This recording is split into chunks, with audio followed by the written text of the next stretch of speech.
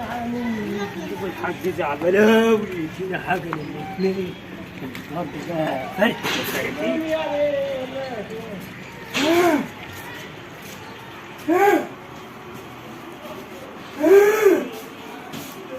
يا ريس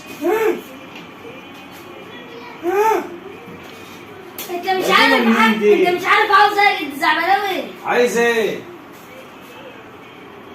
هو ليه في كده؟ هو يا شكتك بخس على طولك وانت خايف.